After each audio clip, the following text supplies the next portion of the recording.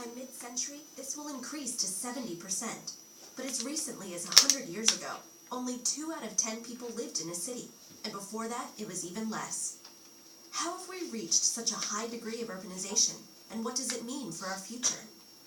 In the earliest days of human history, humans were hunter-gatherers, often moving from place to place in search of food. But about 10,000 years ago, our ancestors began to learn the secrets of selective breeding and early agricultural techniques. For the first time, people could raise food rather than search for it, and this led to the development of semi-permanent villages for the first time in history. Why only semi-permanent, you might ask? Well, at first the villages still had to relocate every few years as the soil became depleted. It was only with the advent of techniques like irrigation and soil tilling about 5,000 years ago that people could rely on a steady and long-term supply of food, making permanent settlements possible. And with the food surpluses that these techniques produced, it was no longer necessary for everyone to farm. This allowed the development of other specialized trades, and by extension, cities. With cities now producing surplus food as well as tools, crafts, and other goods, there was now the possibility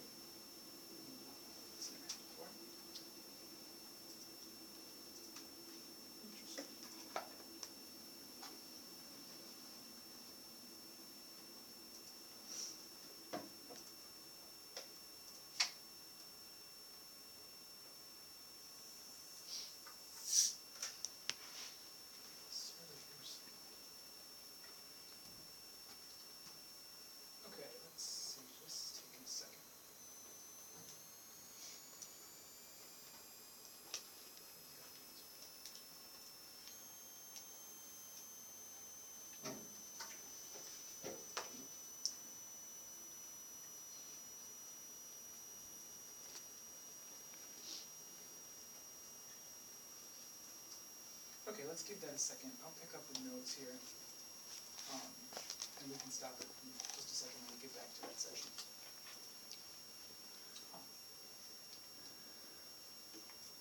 Okay, so we'll come back to that. Okay, so urbanization and population. Starting with demography, which is the study of human population.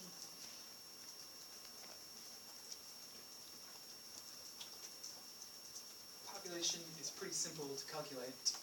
Well, it's hard in reality. It's simple in principle. In principle, birth rate, death rate, and migration will determine population of any society. Of course, in reality, it's much more difficult finding. Doing a census, of course, is very, very difficult. Especially in a big country like China, trying to measure people in the United States is hard enough. I worked for the census and wrote papers about trying to count everybody, and it's virtually impossible, of course. But you can get an estimate of a general population. We're going to look at some of those estimates here in a second. But birth rate, death rate, migration. Migration is going to say a lot about a society. Patterns of migration reveal and tell the story of a society's past, and can also, if you project into the future where trends are going, will tell the story of society's future. For example, in California, next 10 years or so, I think I heard, I forget the time range, but it won't be long that most children will be of Hispanic background. The majority will be in certain counties. It already is, certain parts of the state there. Arizona too. So migration is going to tell a lot about where society is going, and reveal its history, down to really interesting connections to genetics. And we could look at the history of Spain and coming to the Americas, right, and the mixing of the peoples and all that stuff is built into migration. So really a lot going on there when we talk about migration, forced or by choice.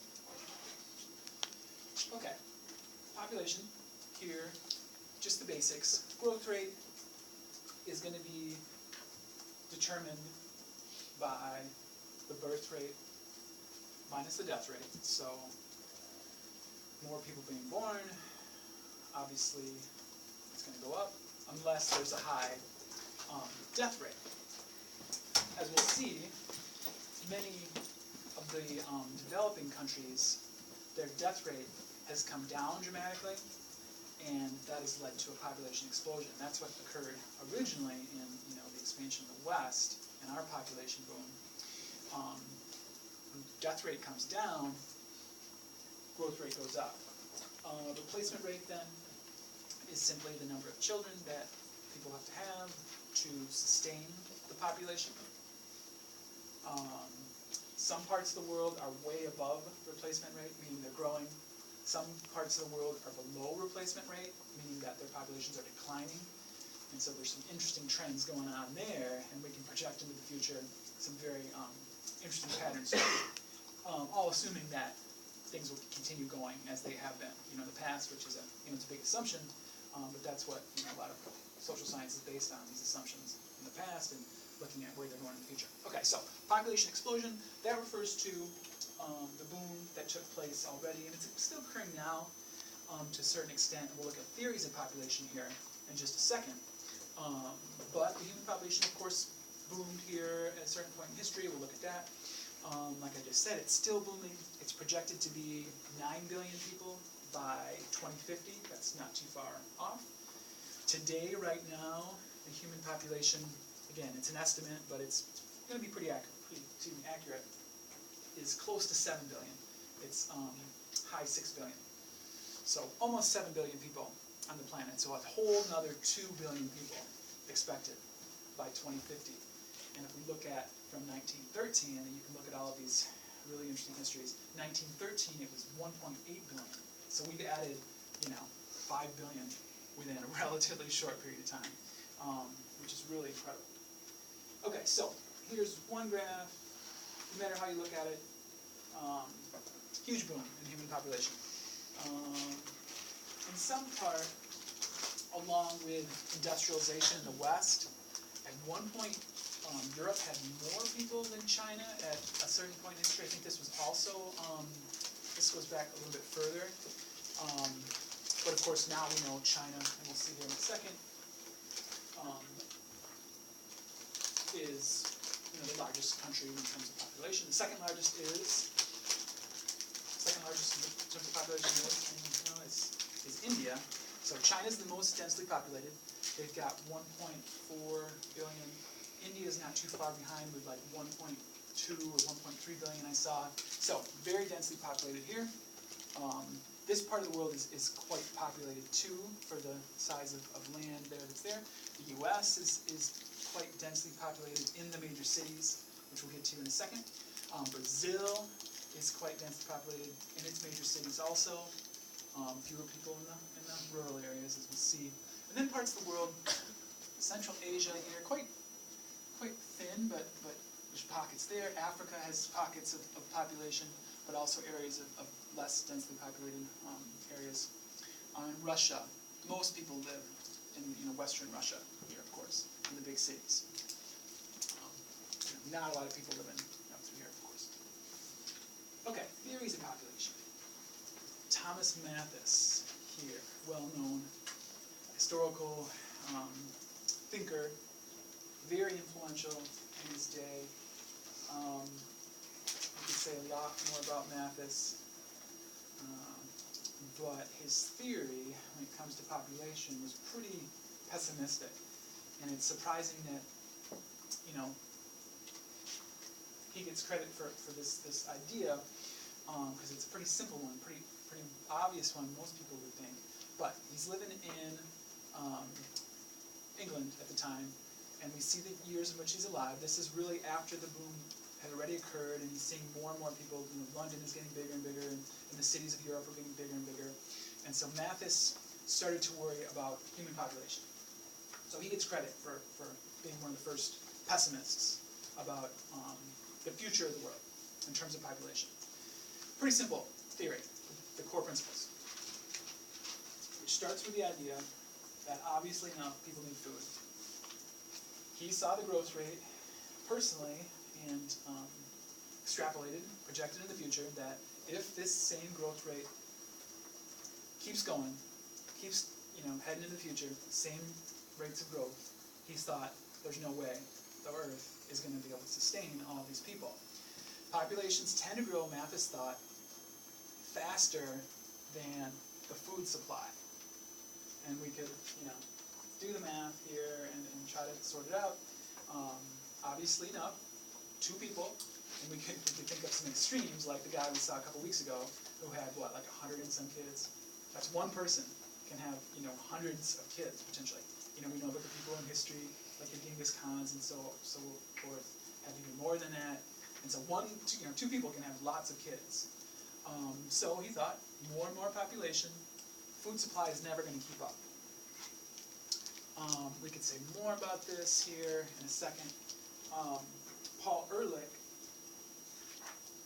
more recently, there's a gap here in the E, fix that, also believed basically the same thing. He basically restated Mathis's theory, and it's in our Article 39. He also thought that population growth was the world's biggest social problem, and that every other social problem stems from too much population, too many people. Could you read the bottom line? Yep. Mathis also thought population growth would lead to mass starvation. And so he's environmental scientist. We'll talk more about next week too. Well-known guys. This book is well-known. It was popular in the 70s and one of the best sellers too in the United States. Okay, so Mathis's theory included here a critique of human behavior. He, like most thinkers of the day, was a member of the elite, so he's looking down at the masses. And so I can go off here and project the same sort of conservative idea that's out there that people have, that, look at all the poor people. Look at how many kids they're having. They can't stop having kids. They're poor, they can't provide for their kids, but they keep having kids. More and more. And it's the poorest people who have the most kids. Same sort of conservative ideas that are out there today, Mathis thought too. So he thought human beings as a species could not control their population, just beyond human people. People do it. Rabbits can't do it. Other animals can't do it. Human beings cannot do it either. That was his thought. Okay, so his conclusion was then, if nothing is going to stop human population in terms of human decision making and human ability to do so, only famine, disease, and then war would limit human populations. Of course, we've got the Great Plague, hit Europe really hard. We've got the Great Wars that would hit later, World War I, World War II. Pretty accurate up until a certain point, maybe here. But we'll look at some criticisms here next.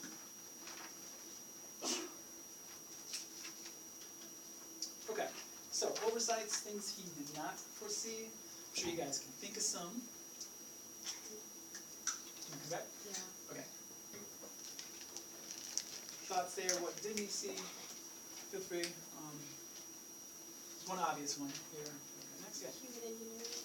Yeah. Yep. That's the major one. What was that? We'll put it up. Yeah.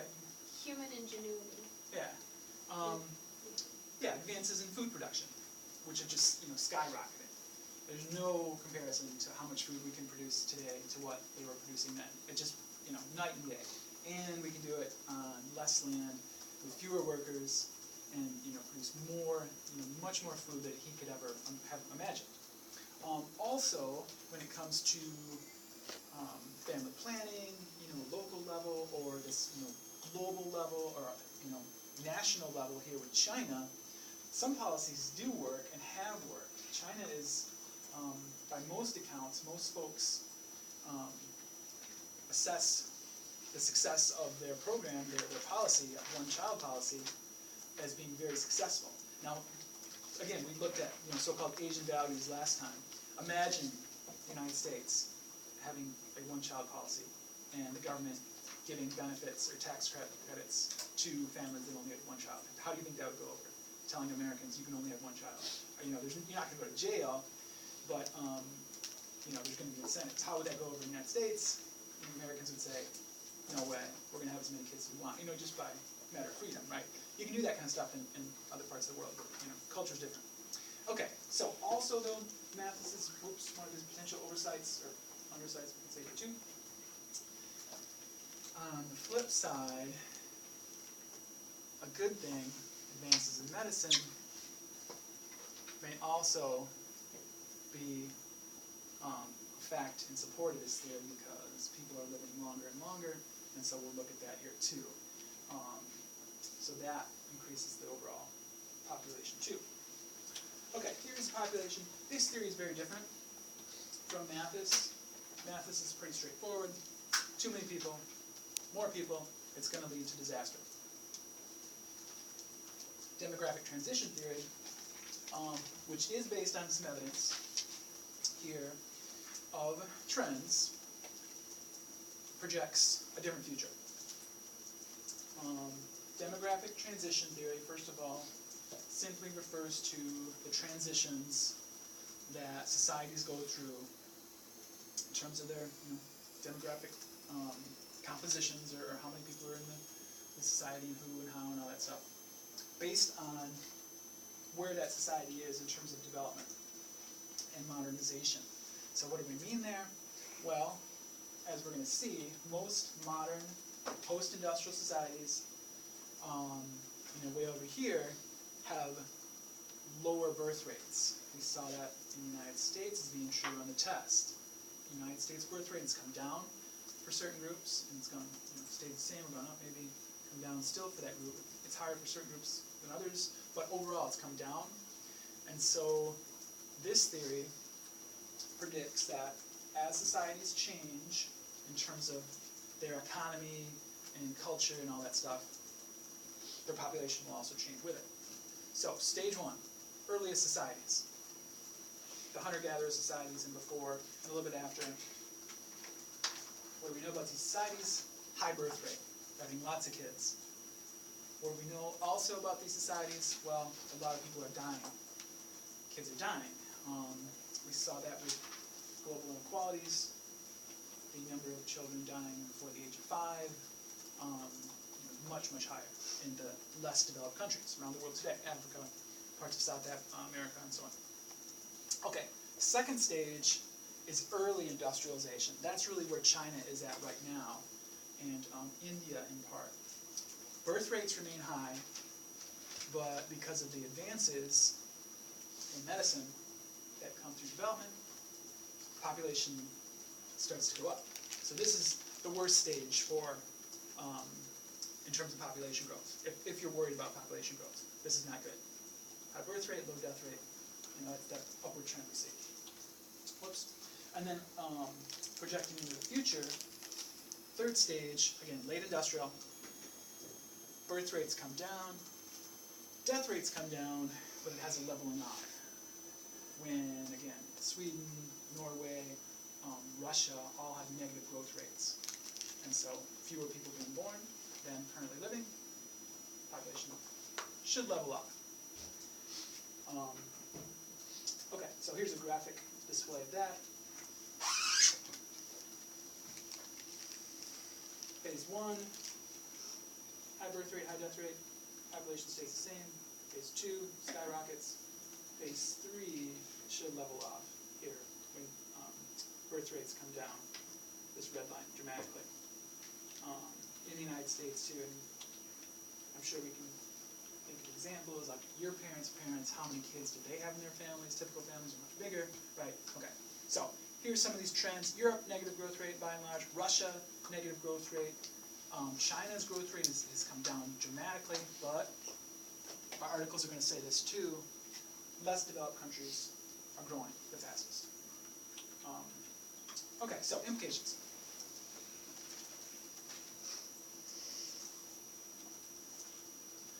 We already said these by and large.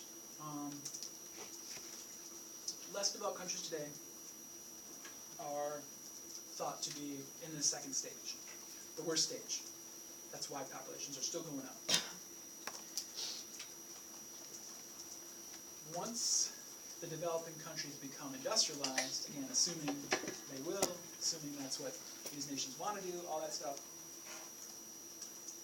based on demographic transition theory, their populations should come down again.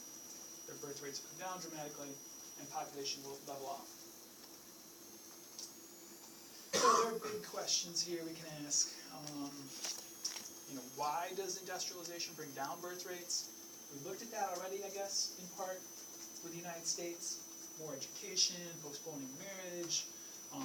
Children are more expensive in industrialized countries, a lot more expensive. Typically they're a burden, whereas in other types of society they provide economic help and they work on the farm and all that stuff. Okay. Why does industrialization bring down birth rates? That, again, they go hand in hand here. We've explored some of those answers already here. So we'll keep thinking about those here too as we go. What does that second one say? Why does industrialization bring down birth rates? Okay, moving forward, still with implications here, and impact of population growth, impact on less developed countries. So again, the world is, still shrinking, as they say. Population is still expected to grow for at least another, almost 50 years, if the theory is going to hold up. So, the world is still going to keep changing here for a while. Societies with these rapid growth rates, right now, in the present day, for the next 30, 40 years, 50 years maybe, have a very young population, a much younger population, when we look at the bracketing of the groups, the cohorts, the age cohorts. We can talk about the United States, the baby boom generation. Most of our parents were part of this baby boom generation, this big bulge of young people were born after World War II, changes the demographics and all that stuff. Okay, so one thing that it results here. For less developed countries, food becomes more and more scarce. And so that is a reality in parts of the world today. And we can talk about that. We will here with one of our articles. Potential lack of opportunity, we'll talk about that here with our article too. Poverty, also potential outcome.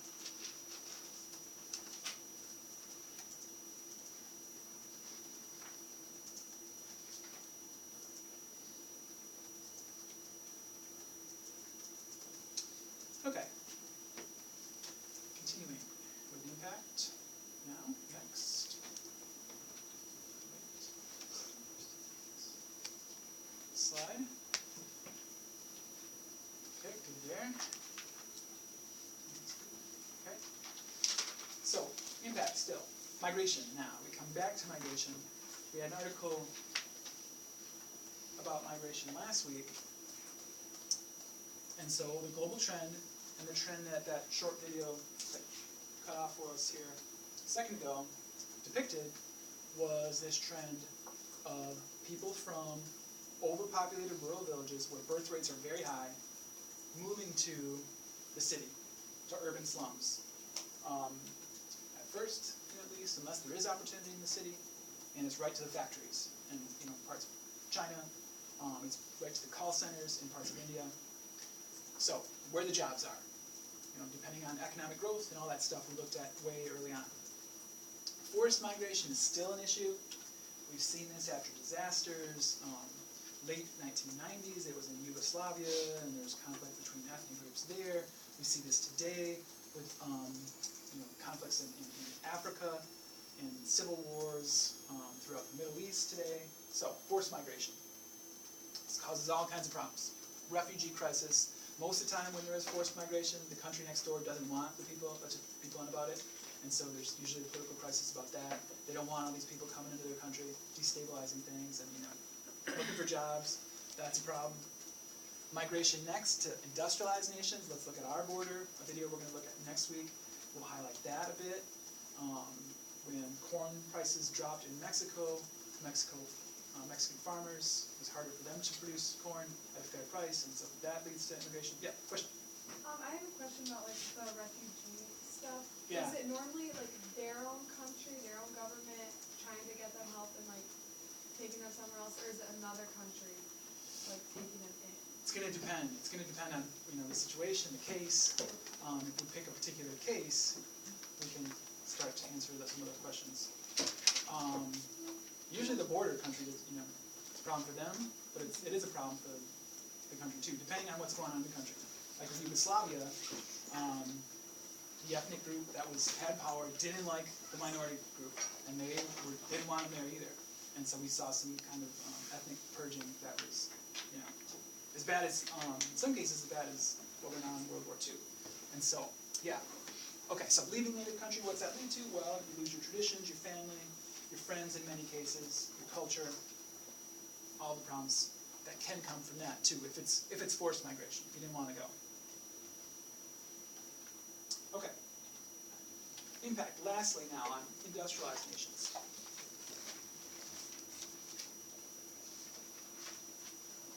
First of all, fertility rates in industrialized nations are the lowest. We looked at that, and there's reasons for that. Again, we could bust through the list, but hopefully we've got a rough picture of that. Why that is. The average educated, upwardly mobile woman does not have 7, 6, 10 kids anymore. It's just a reality across the world. So, lower fertility in industrialized nations. Also, in industrialized nations, because people are living longer, because people are living longer, they are turning grayer.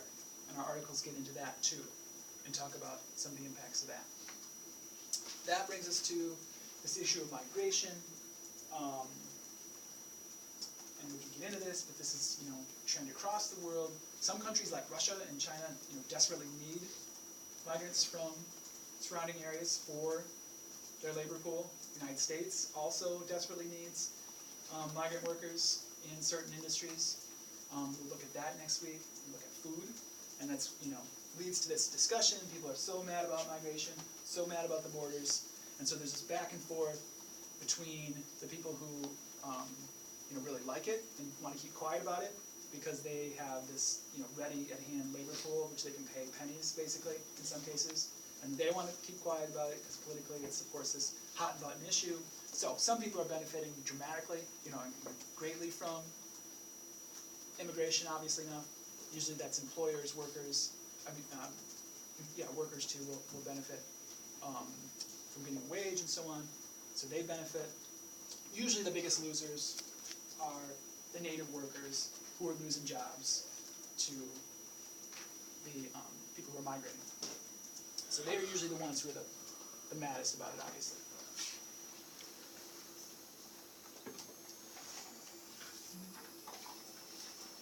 Okay, so that brings us to a video clip I wanted to look at about cities and urbanization. So let's take a look at that. I want to see what that other video is here real quick first. Okay, give me the slide.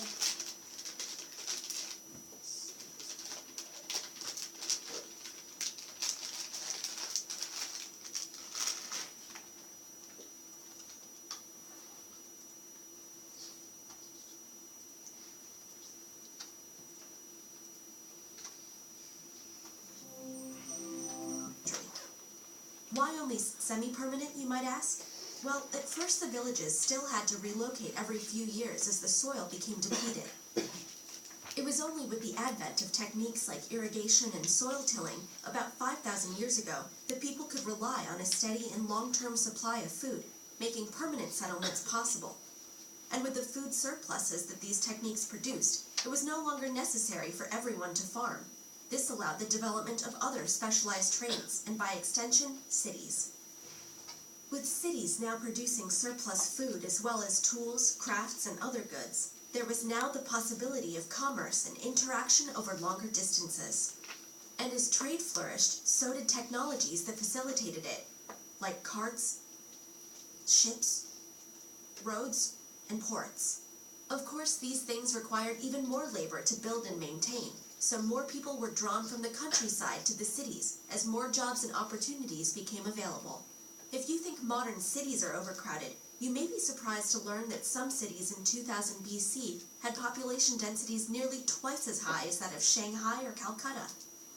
One reason for this was that transportation was not widely available, so everything had to be within walking distance, including the few sources of clean water that existed then. and the land area of the city was further restricted by the need for walls to defend against attacks.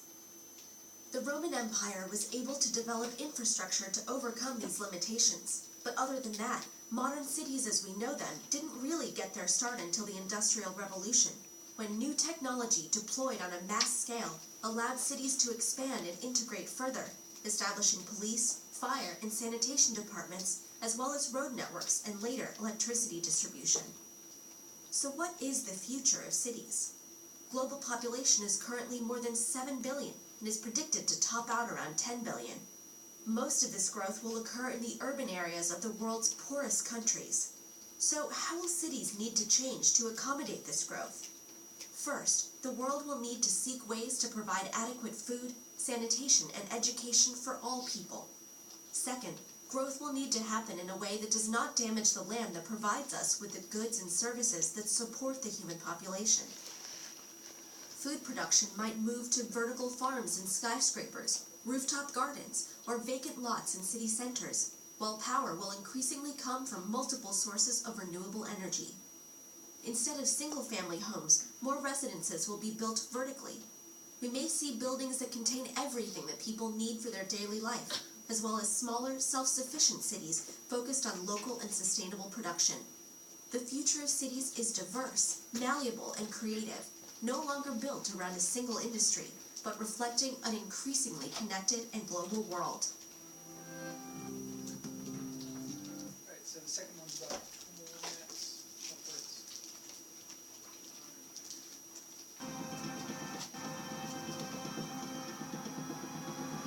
Something new is happening on planet Earth, big enough to be seen from space. Hotspots, buzzing with the energy of millions of people. For the first time in human history, more of us live in cities than in the country.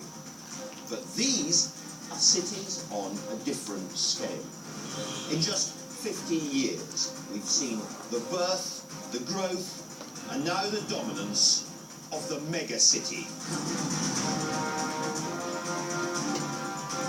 Sprawling, seething, noisy, polluted, crammed with 10 million, 15, sometimes even 30 million people.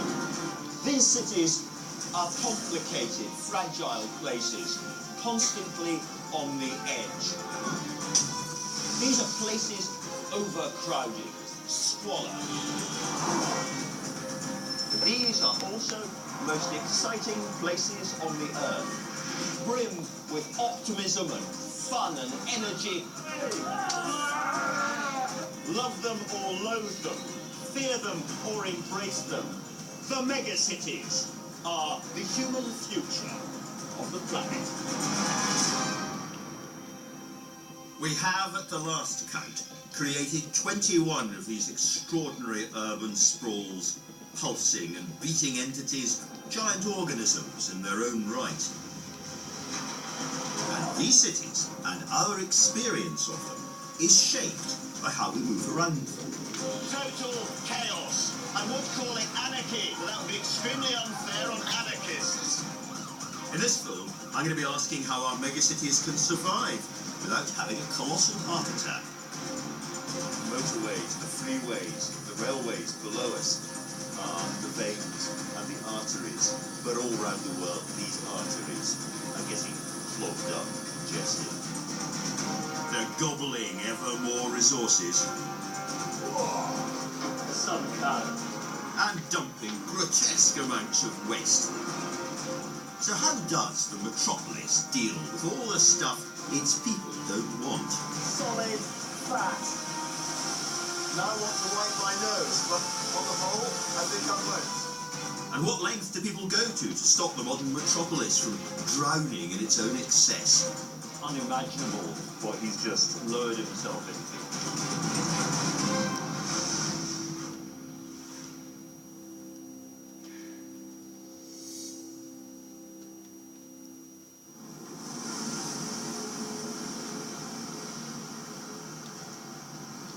Why are our great cities where they are? And why are they the shape they are? All around the world, you see the same pattern. Coastlines and river mouths.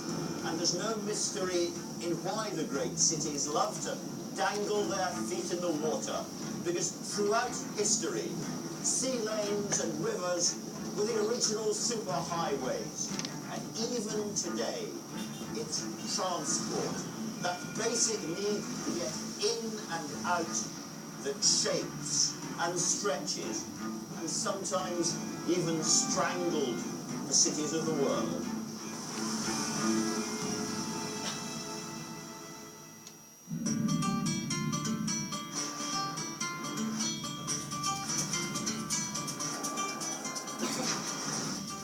How to move millions of people around a megacity 24 hours a day without bringing the place to a shuddering halt and without literally choking its citizens to death is one of the major challenges we will face in the 21st century. I'm starting this journey in one of the poorest, most chaotic and overcrowded cities of them all, Dhaka in Bangladesh. There's simply no money for fancy subways or slick freeways here, and with a population of 13 million and rising to shunt around, Dhaka is feeling the squeeze. People still have to move around, whatever it takes. And it's hot, intense and rather dangerous. Every great city depends entirely on its transport system. But if there's one choke point all around the world, it's the morning rush hour, when millions upon millions of people struggle to get to their jobs and seemingly will do almost anything to make it in. The megacities are the most extreme example of this, and the poorer ones the most extreme of the extreme. There are so many people trying to move around this dense city that it feels like there isn't a rush hour because the entire day is one massive rush hour, a rush day. And with just 2 train lines to serve a population the same size as London's and only 1 major highway, the result is predictable mayhem. So how can you get around a city of 13 million people effectively? Actually, it's using one of the most primitive modes of modern transport, pedal power. Because Dhaka is the rickshaw capital of the world. Noisy, stinking, slow, and extremely dangerous.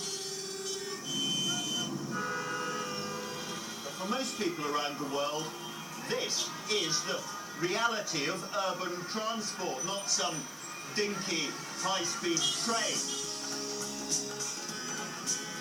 There are well over 500,000 rickshaws in downtown Dhaka. That's roughly 1 for every 20 people. Hardly surprising then that 80% of all male newcomers to Dhaka start out as one of these human taxis. They work 10 hours a day, 7 days a week, pulling some seriously heavy loads. And so as a new arrival, I think it only right I should have a go. Now, I'm a keen cyclist in London, so how hard can this really be? Because of the traffic, same. It's difficult to ride. You know. Yeah. Yeah. What are the Yes, most important rules of the street?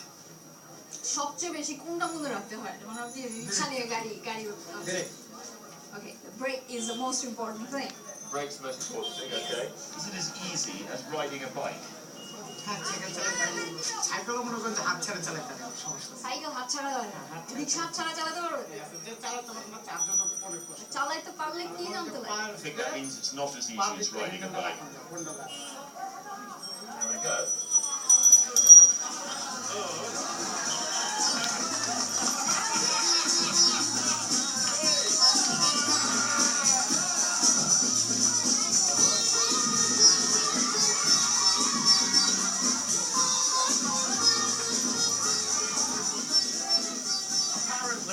There are 600,000 of these in the city. And I'm beginning to get a sense of how much human horsepower it takes to move Dakar around.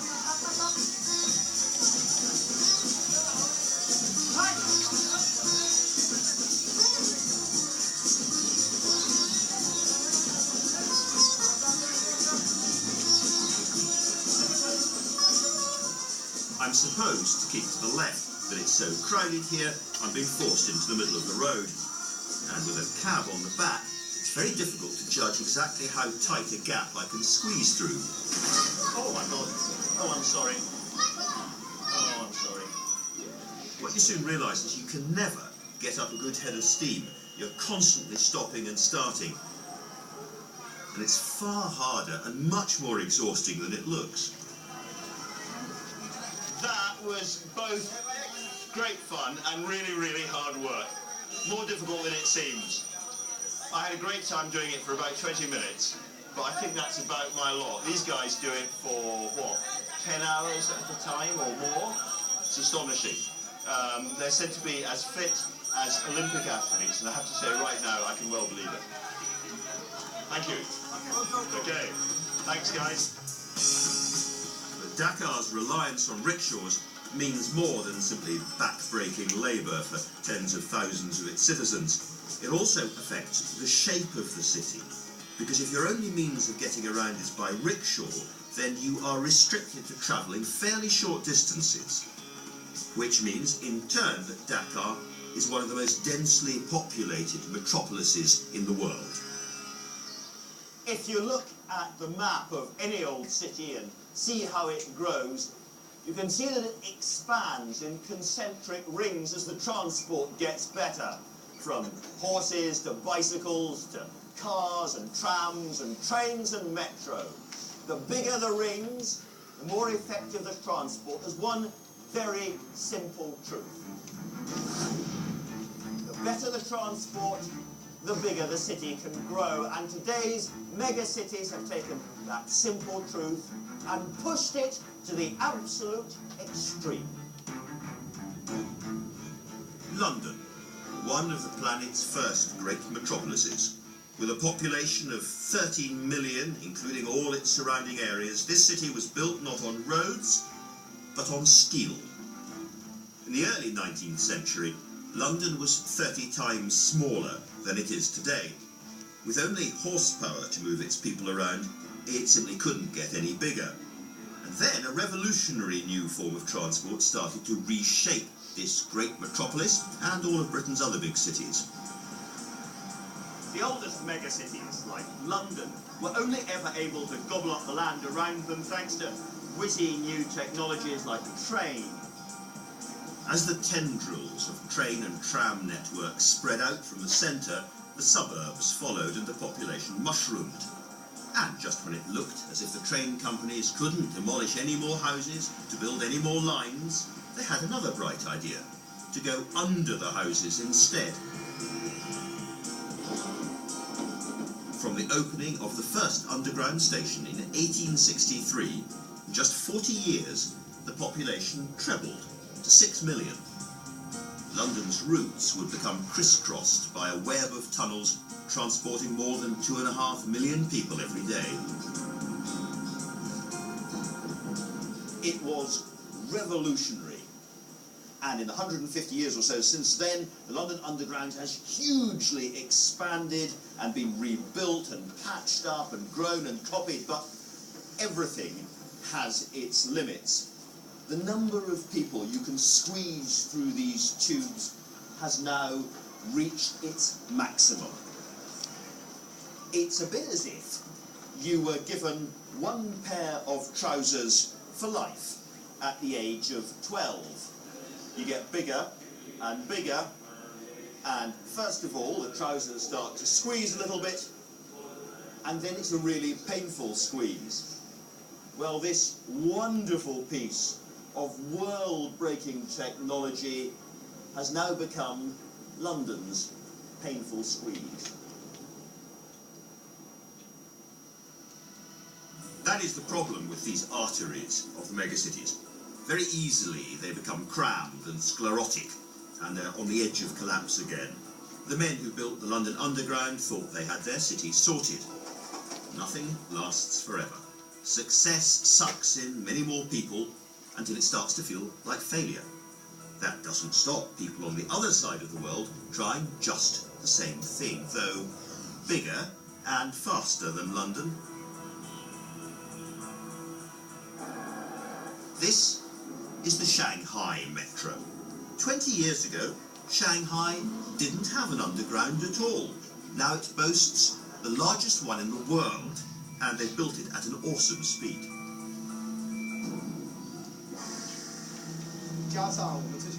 The total soil excavated after completion of the networks will be around 22 million tonnes, including all the soil that needs to be dug out of the stations.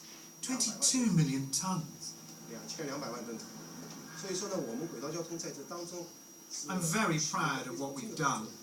In the last few years, we've managed to complete the same length of lines that it's taken 100 years for foreigners to build. It's a great method of transport.